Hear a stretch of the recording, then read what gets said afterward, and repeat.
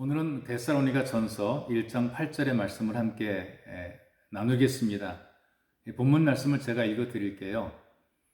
주의 말씀인 너희에게로부터 마게도냐와 아가야에만 들릴 뿐 아니라 하나님을 향하는 너희 믿음의 소문이 각처에 퍼졌으므로 우리는 아무 말도 할 것이 없노라.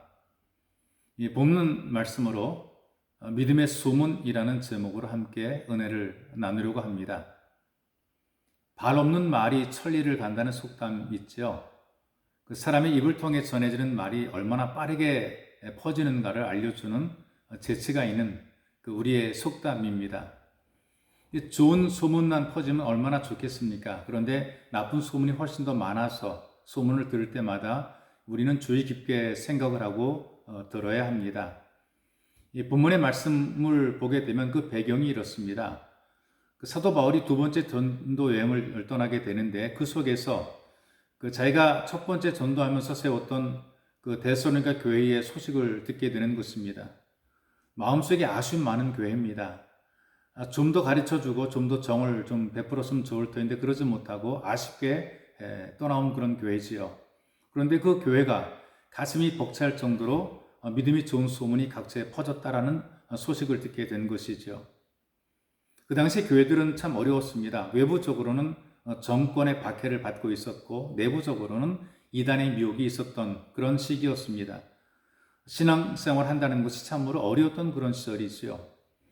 그래서 이 바울은 안정될 때까지 함께하지 못했던 이 데살로니가 교회가 늘 마음에 걸렸고 염려가 되었습니다. 그래서 한 번은 가봐야 되겠다 그런 마음을 가지고 있던 사이에 들려온 소식이 모범적인 교회가 되고 자랑스러운 성도가 되어서 신앙생활을 잘한다라고 하는 소식을 듣게 된 것이지요. 너무나 감격하고 그래서 격려하는 마음으로 하나님 말씀을 전달하게 된 것이 바로 데살로니가 전서입니다. 여기 데살로니가 교회 성도들은 어떻게 신앙생활을 했기에 좋은 소문이 나고 바울이 감격하며 기뻐했을까? 그들의 그 배경을 보니까 믿음의 역사를 가진 신앙생활을 해온 것을 성경이 증언해 주고 있습니다. 이 믿음의 역사라는 의미는요, 어떤 환경에서든지 흔들리지 않고 꾸준하게 그 믿음을 지켜낸다 그런 의미를 가지고 있습니다.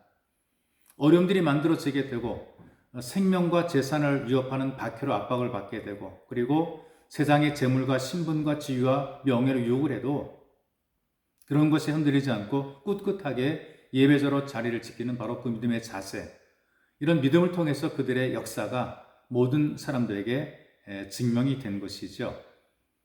그리고 사랑의 수고를 했습니다. 성도의 사랑은 오래 참고 온유하고 자기 유익을 구하지 않고 기꺼이 수고를 감당하는 것이 성도의 사랑입니다. 사실 우리가 서로 사랑한다고 함에도 불구하고 머릿속으로는 손익을 계산하는 그런 사람들이 많은 것을 우리가 목격을 하죠.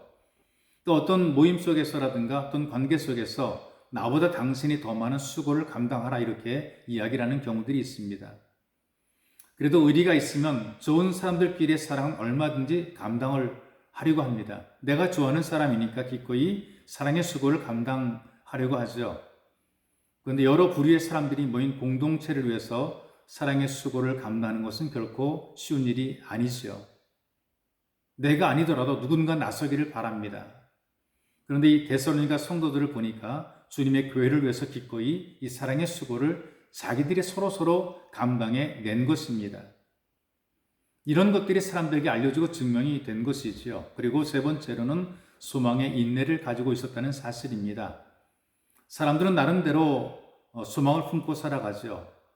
데살로니가 교회 성도들도 소망을 품었는데 그 소망은 다른 것이 아니라 오직 예수께 소망을 두고 인내를 한 것입니다.